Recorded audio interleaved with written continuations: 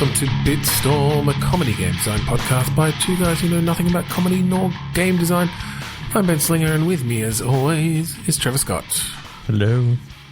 I'm here. Hello, Trevor. So, tell me, hey, Trevor, what have you been dreaming about? Oh, I've had just this... a random question. I've had this amazing dream recently. We were just talking about this just before we started, and Ben thought that it was really funny. So a couple of nights ago, I was dreaming about Ben and I going on our one of our annual trips as we do, and this time we decided to go to a trip into like central New South Wales because we'd been doing some investigation into eclipses. And there was this one place in New South Wales that was getting so many eclipses, and one was coming up this weekend. So we decided to go.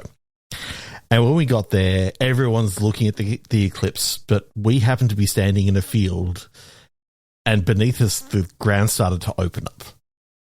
And it turns out that the Australian government, or maybe not even the Australian government, maybe a secretive government, we'll see, underneath Australia in the Great what was it? What did we? The Great Artesian Basin. Yes. The GAB. Yep. So which is for those who don't know, is a massive, the biggest like underwater reservoir essentially. Yeah. It covers, I think it's 22% of Australia's land mass, which is massive because Australia is fucking huge. Yeah. So under there's this great big underwater base that is full of basically aliens. It's essentially Men in Black, but set in Australia and set underneath Australia. Here comes the GAB. It turns out the reason why there were so many eclipses and stuff is because they could only open this when it was dark. And we were the major hub for getting aliens in, and we ended up inside this system, sort of finding out, this is literally the interstellar hub between the universe and the rest of the world. Yeah, because it turns out that Australia is like, there's not that many people in the middle of it, so you can do this sort of stuff quite easily. And the underwater basin was just perfect to actually have have all these sort of systems. And we thought, we were talking about this dream. It was really funny, and we thought we should make a game of it. Yeah. So we're not just telling you a random dream, audience, that Trevor had. There was a reason behind this that is related to the topic of our show. That this could be a fun kind of world building backdrop for a game. Yeah. I don't know what happened in the end. All I know is that there were kind of Men in Blacky sort of things, and there was interstellar travel and all this sort of stuff, and and then your teeth fell out during a naked test at high school. Something like that. Yeah. But when you were saying that and sort of saying that Australia is positioned well for like it being the interstellar hub, it made me think of The Dish, and the fact that we do have a radio telescope here that is that was in the right position for particular stuff, including the moon landing. Maybe it's related to that. Like maybe we could shift it to South Australia, related to to wherever it is in South Australia. I think I can't remember where that dish is, but I do find it so funny that somehow they're creating these eclipses, and that no one until us had noticed the rest of the world, like it's not on a path, like it's not a path that sees that's in the area of the eclipse. It's just this one town, this one city in New South Wales that just happens to get it, or they spread it around between multiples. But it's like, I mean, the basin is huge. It could be in any of these cities. So the idea of sneaking into a place like this, and of course, the only way that they actually, the way that I'm thinking, the only way that they get new people to actually join the human contingent of this is if people are smart enough to figure it out. So it's actually part of the job interview that if you figure it out and and you stumble into one of these things, they basically go, well, you were smart enough to get here. There is one little there's one little sort of hitch in their program, which is that while staring at a regular eclipse will blind you, staring at these manufactured eclipses actually gives you the ability to like see the alien for their true form when they're out disguised as humans. Mm-hmm. So they kind of have to keep shipping people off occasionally who are too dumb to not stare at an eclipse. Everyone just thinks they've gone a bit nuts. I thought you were going to say, like in Men in Black, by staring at the eclipse, it does this huge flash across the sky, and you just lose. Maybe they actually rely on people being dumb enough to stare at the eclipse. It's like, no, it's okay, you can stare at these ones. But if you wear sunglasses, you remember all the aliens coming into the... Just the mass flashy thing. Neuralizer. I just like it was called a neuralizer. The neuralizer. Yes.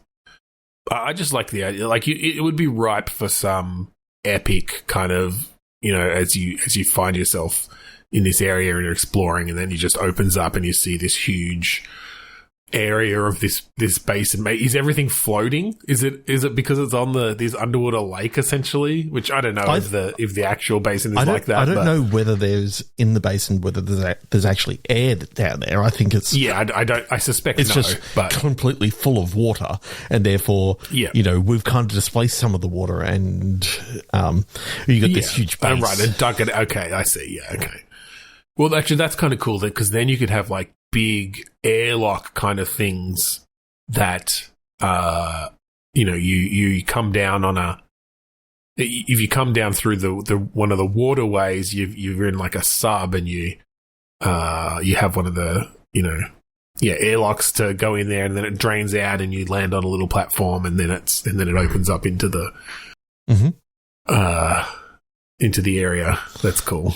Now, as we know, because before this, we did spend a little bit of time researching the Great Artesian Basin. The water is incredibly fucking hot down there because it's very close to the... Yes. It's closer to the core. Closer to the core, yeah. So the water that comes out of these hot springs and that sort of stuff are like 98 degrees centigrade, nearly at boiling point. Nearly boiling. Yeah. So you need to obviously be able to cool it down, and... So there's obviously some sort of alien technology down there. I like the idea that you're going through all this stuff, and I just was thinking about this as we were talking, and it's like, remember that iOS game Flight Plan? Yeah, that comes up a lot on our show for some reason. It's basically just the alien version of that it's like, okay, there's an eclipse coming in. Okay, now bring them all in. And you have like the path, like the path of the eclipse, or like what area is currently being eclipsed, is currently in the dark, and you have to bring them in through that area. Yeah. The thing is, they could be coming from anywhere in the galaxy, so it's like you got to bring them through. It's like, okay, come around the dark side of the moon and come in through here. Oh, you should go out through Mars and come in on this flight. This path. Can you like hit a button to order new eclipses? It's like, oh shit, we got a whole ton coming in. We need the eclipse. No, I can foresee that you could definitely have some fun with, some of the more management aspects. You could definitely have some fun with. I mean, how good would like a the customs agent sort of thing be for like having to scan, put things through an X-ray and then and then finding what's this, these aren't allowed in, and you're kind of doing papers please-esque sort of thing of I think some people have done things like this, but a papers please with actual aliens could be really cool, and you could do some really fun story-based stuff there again. Or you start to get to know these different alien races, and what sort of diplomacy is happening between Earth and them, and Oh, and then you find out, because news travels very slowly because it's can only go the speed of light. Because unlike some of these ships that have traveled through through wormholes or whatever to get here. Yeah. It's one of those things of sometimes you may get the information a day late where, you can't have this race and this race next to each other right now because they're going through some major civil war, and like you could definitely have some. But you've already bunked them together in one of the preliminary living quarters. Well, I was thinking as well, it could be really cool having an XCOM-esque building, like where you're building out parts of this base, particularly with the water stuff, with it being essentially surrounded by water, and or at pressure. least, water on certain sides, and then having the pressure and having to build out these airlock systems and different things. And some of the challenges there could be really cool. So, you could build it like one of these. There's been space station city builder sort of things before, but having a few more aspects there of having to be really strategic about, it's this underground base with water on three sides or whatever, and then having to build out your Eclipse technology. I just love the idea of over here, okay, these people need access to the surface. Okay, we have to communicate and get a new town started above so that we can get some public toilets so that we've actually got a way out now. Because it's only through public toilets. It's the only reason. It used to be phone boxes, but now everyone is not expecting them fucking anymore. Mobile phones. But everyone still needs a toilet. So public toilets are the only way. So you get a new town started up there and you're fine. And then you put one of those fancy public toilets in with that locks automatically, open and closes automatically. And then you just have the lock light on for a while when you need to bring some people in and out. Exactly. So I'm just imagining you'd watch someone go in there, it closes, locks, and you wait a couple minutes and then it just opens. All right, next. They've just disappeared. Maybe that's what you end up studying. People have been disappearing in public toilets. There's so much that you could do with aliens, and we were joking before that the Great Artesian Basin is actually the GAB, the Great Alien Base, or or the Global Alien Base or something. I love there's a ton you can do with that. Again, it's very Men in Blackish with them just living amongst us, or with it being kind of a haven for them, or a travel hub. And I think the whole idea is fun. That they get here, they've got technology for them to disguise as humans. It turns out that all the human suits that they can wear are just they only come in American, and they're the obnoxious Americans that you see everywhere.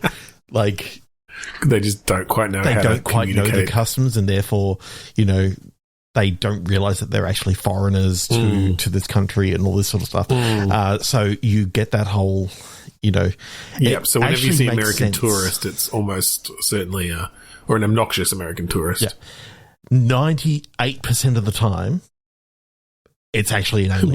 Once they've been here long enough, they get to upgrade to Canadian. Unless they're from one of the other galaxies. Like there's a great galaxy also called Canada, and the galaxy of Canada, and they actually they're really, really nice. So anyone who comes in from there, they're very polite, and they love Tim Hortons. Space hockey. That's intergalactic chain. 100%. They actually started in Canada, the galaxy, and then came here. They just loved it so much. All right, is there? Do we have anything else on that one, or should we move on to something else? I think we need to move on. Something else. Now, I still haven't fixed up our random word generator, so I thought, fuck it, we're going to play What 3 Words. Yeah, so I thought we might go there. What 3 Words? It's just another way to get random words. So. What 3 Words is a game where, for some reason, we've got a website that we can get 3 words from a random location because a company has split up the world into these 3-meter chunks and assigned every single one of them 3 English words. Mm-hmm. It's mostly used to be able to identify your location more easily than having to read out a latitude and longitude from your GPS or something. And another thing that actually happens is in the geocaching in the geocaching community, they use what 3 words a lot because, it's easier to tell someone exactly where it is to a 3-meter chunk. Yeah. Hence why my new solution uses a geocaching website to get access to it. Yeah. Right, because they locked down their API. They locked down their API, and you have to pay for it now. So, but we found a workaround. Yes.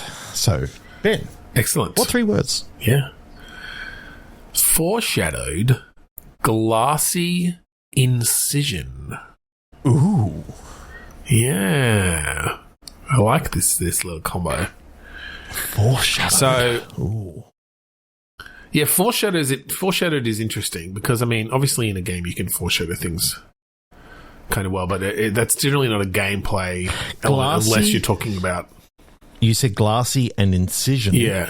And there is a type of glass called obsidian that is quite often used in scalpels nowadays. Ooh, right. Because it is very, very sharp and very sharp strong. And mm-hmm.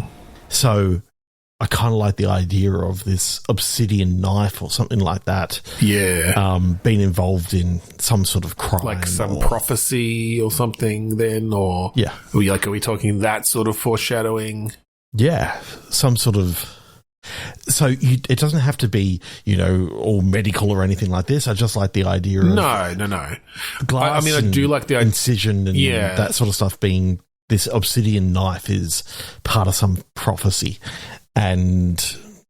Well, I do like the idea of an ancient sort of occult or demonic weapon just being used in, petty crimes. Or maybe not petty crimes, but it's just in some lady's kitchen, and she's just just using it to cut up the potatoes. Yeah, this thing never goes dull. It's amazing. It's it's been passed Where did down you get from this, generation to generation, and it's now just in her kitchen cupboard, and she just... Does it look like an occult dagger though, or something, or does it look like a kitchen knife now? I love the idea that it's the most ornate sort of thing. But she's like, it's so sharp and it just cuts through tomatoes and potatoes like that. It's a 3-foot sword. It's a 3-foot blade. She has to stand back. It's really awkward, but it's so sharp. It's amazing. No, I did have the idea that, which would make it more convenient for sort of gameplay purposes, that maybe this thing can shift based on its user or something, or its shape can change to sort of blend in certain ways. And it's always got some aspects. It's always still somewhat bejeweled, and it's like a dark black kind of blade or whatever, So I love the idea that, it's been passed down from, your mum, your dad, whatever, whoever was the chef in the family up, they've always had this amazing knife, and you pick it up one day and it turns into this, long-handled weapon, and it's like, you're the one that grandfather prophesized. Or it's not when you pick it up, it's that you cut yourself while cutting potatoes or whatever, and it absorbs your blood, and that's how it changes. It changes to be the tool that whoever that offers the blood right now requires. Yeah. That's really cool. So does this become like one of those third-person adventure sort of games that you bond with this blade in some way, and maybe do you think it changes? You think you can figure out how to make it now? It actually changes. It doesn't. Well, or maybe it does require blood every time. You could have a bit of a balance thing of I want to switch modes, essentially switch stances or switch styles, but you have to take some damage to do it. It's like, oh, now it split itself into two little daggers. I also like the idea of, like, your best friend is actually, like, a prophesized guardian of the blade as well. Like, they've been raised to watch over this thing in secret. And it turns out that your family's best friends throughout history have always been these guardians that have been trained and trained and trained. Yeah. And they see... And in fact, good old Uncle Paddy, who you always liked, you find out that he actually hated your father. Yeah. But he had to stay around. He had to put up pretenses. You could do so much with this. Like, your best friend comes in, sees that you've got it, steps out. Like, they go, no, I can't handle this. Steps out, comes back dressed in robes and go... In, like, full ceremonial garb. And opens up this old prophecy and goes, okay, so... How do I translate this again? I didn't think it would be me. It's been generations. And they start reading kind of, just haphazardly. Like ancient scroll, yeah. Yeah, just like... Oh, it's like, hang on a second. I've got Google Translate here. It says it's a special version of Google Translate. But yeah, I love that sort of... like irreverent, sincere, irreverent, irreverent style for sure.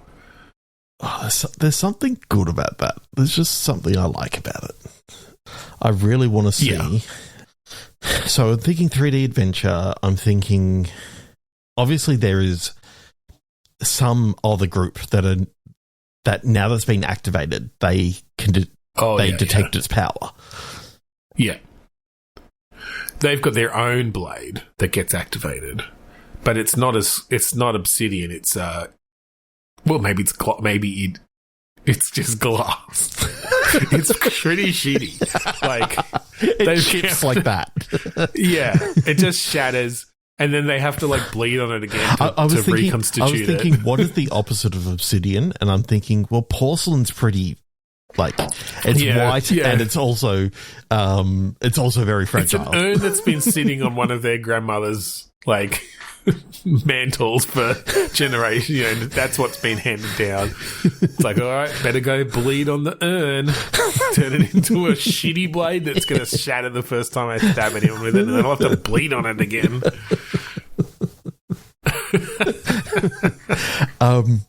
So you know who I reckon would do this well, and I mean, partially this is because they're back in my mind because they just announced a new game, but Double Fine, I reckon, would kill this because you'd have the great animated cutscenes, like they'd get the irreverence down, like it's just their type of humor, I reckon. Oh yeah, and just the idea of you're looking for this, and it's long lost. Like no one knows where it needs to actually go. You know that you got to defend and then get the blade to this location.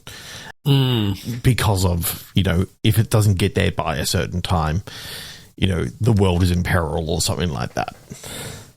Yeah, there's some like great evil creature or something that comes every 200 years or whatever, awakens, and you have to, or it lays its eggs or something, and you have to kill all of its young before they take it. The only thing that can destroy it is this knife, which happens to be taken from like the horn of the parent or whatever. Yeah, and what I love is the other knife, the porcelain knife or whatever, is taken from another part of the body of the same like thing. Its toenail or something. It's actually, they are required together, but this other family, wants it all for themselves and they don't care about the rest of the world. Or do they want to? Have they decided that they want these creatures to overrun or something because they've been told they'll be, the given riches in the holy the new servants or whatever of these creatures when they're ruling? Yeah.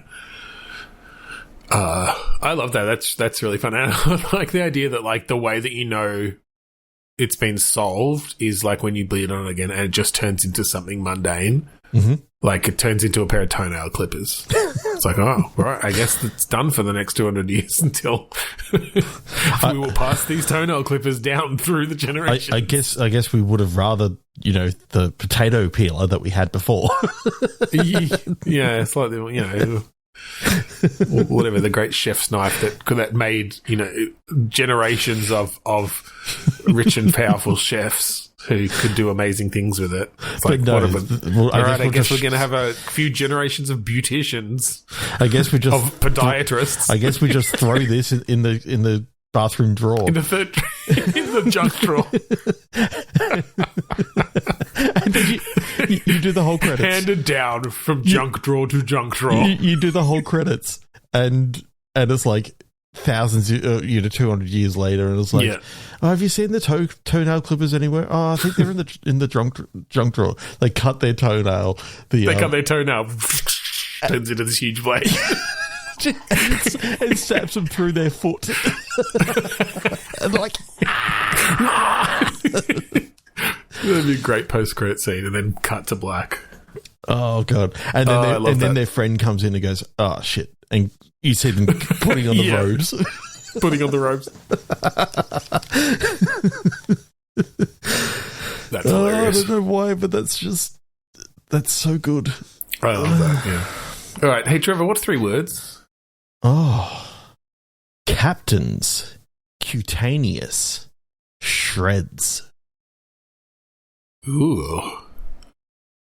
Cutaneous is like skin, is it? Or like, because subcutaneous is beneath the skin? Yeah. So captains, cutaneous. Shreds. What? Shreds. Oof.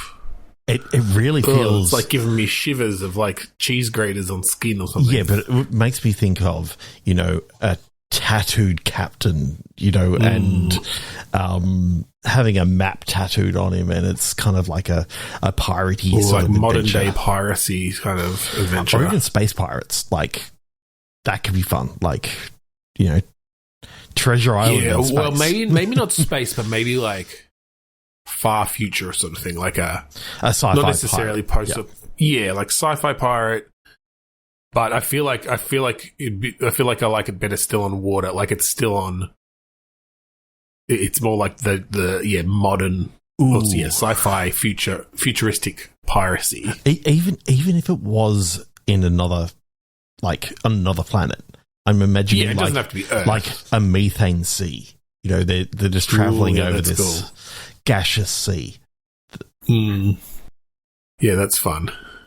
Just, I know, something a little bit different and kind of futuristic, and having to deal with the fact that the sea that you're on is flammable and all this sort of stuff. So therefore, yeah, that's fun actually. And the types of creatures then that live in it.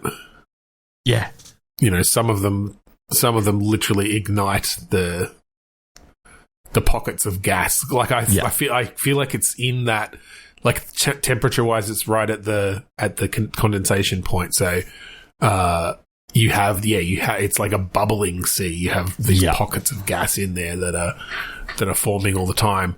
And so creatures that will ignite those pockets of gas to defend themselves. And one of the things that they actually say causes the Bermuda Triangle is like pockets of methane and that sort of stuff, because it causes cavitation in the water, and that's what actually like brings the So the idea of you have to be able to go, oh, it's bubbling over there, we need to steer clear of that, because otherwise we're going to be drawn down into the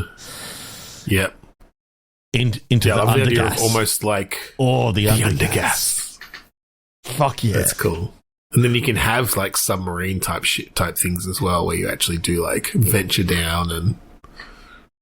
I don't know why, but I love the idea of the UnderGas. There's just, you're wearing these old divers helmets sort of things so that you can have the air pumped in. Oh yeah. I think you definitely bring in some steampunk, like it's almost steampunkish then, but not in the traditional way, but you have some sort of retro aspects to these things that are now steampunk with fucking like screens and shit. Like just the idea. Yeah, of well, this is the having- thing.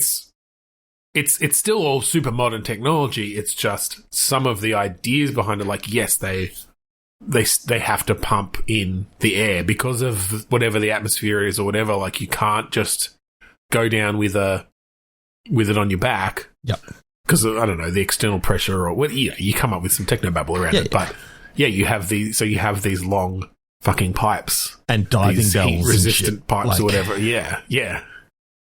Oh, there's something about a diving bell. I think it's just so amazing that that's the thing that people worked out, that you can put that in there and the pressure of the air will actually just keep it in there, and because it's going down into tilt it. Don't tilt it. Don't tilt that diving bell. You'll lose some of that air, and then you'll let in all the liquid methane or liquid gas. But that is really cool, because can you imagine then? You're going down, you're sitting on something that's like mounted on the side. And of course it's a futuristic diving, like it's all titanium, there's screens and stuff, but you're looking down straight into the water, essentially, or the methane, the liquid methane. Yeah. And you are having to avoid these gas pockets, because if you hit a gas pocket going down, it would actually break into and like displace the air. So, there's so much shit you could do with this. I love it. I love it a lot. I don't care so much about the shreds. I love the idea of piracy doing... No, whatever. That's fine, yeah. Doing this sort of stuff and having this great sort of, like adventure. Open world kind of... On the open... Yeah. On the open gas. Open methane sea. The open gas. Sail the 7 gases. Exactly. Sail the 7 gases. Like...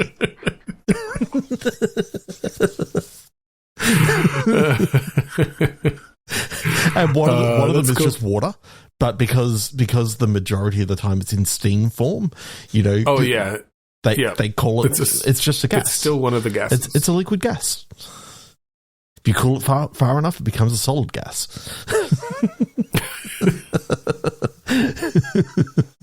That's really good. All right, I think we might finish it there. Okay, what do you reckon? Yeah. That was fun. That was a good, fun, stupid thing at the end.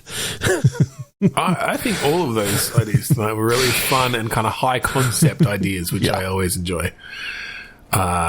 If you want to listen to our previous episodes and some of the ideas we've come up in those, go to podchaser.com/bitstorm or bitstormcast.com or anywhere you get your podcasts and check them out. Yeah, and if you like the song that we play at the start and end of each episode, that song is called Mount Defiance, off of the album Containment Failure by the band Kuradust. I said that all in one breath and started losing it towards the end, so I guess we'll see what happens in the edit. Yeah, so check it out at kuradust.bandcamp.com. That's all right. So thank you again for joining us this week on Bitstorm. I'm Ben Slinger. I am Trevor Scott. And I might be new, but I'm getting me gas legs.